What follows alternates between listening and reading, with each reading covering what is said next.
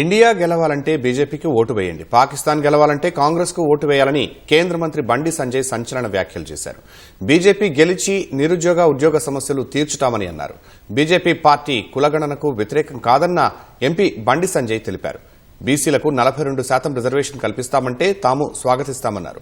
Ration కార్డుల లెక్క ప్రకారం రాష్ట్రంలో 4.3 కోట్ల మంది ఉన్నారన్న బండి సంజయ్ కాంగ్రెస్ ప్రభుత్వం చేపట్టిన సర్వేలో మాత్రం 3.7 కోట్ల మంది మాత్రమే ఉన్నట్లు చెప్పారు.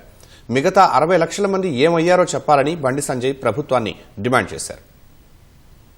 భారతీయ జనతా పార్టీ ఎమ్మెల్సీ ఎన్నికల్లో గెలిచి నెరవేర్చబోతున్నది. 27వ తారీఖు నాడు కూడా మరొక మ్యాచ్ జరగబోతున్నది. మాది భారత్ ఇండియా టీం వాళ్ళది పాకిస్తాన్ టీం. ఓటర్లు ఆలోచించుకోవాలి. ఇండియా టీం అయినా మాకేస్తే మేము గెలుస్తాం, పాకిస్తాన్ గెలవాలనుకుంటే వాళ్ళకు ఓటేయండి. ఆశయాలు నెరవేరుస్తారో ఆలోచించి ఓటేయండి. మన ఉత్కంఠ భరితంగా సాగినటువంటి క్రికెట్ మ్యాచ్ లో పాకిస్తాన్ ను చిత్తుగా భారత్ ఓడించింది. 27వ తారీఖు జరిగే ఎన్నికల్లో కూడా ఆ మ్యాచ్ పొలిటికల్ మ్యాచ్ లో కూడా కాంగ్రెస్ పార్టీని చిత్తుగా ఓడించడానికి భారతీయ జనతా పార్టీకి అవకాశం ఇవ్వండి.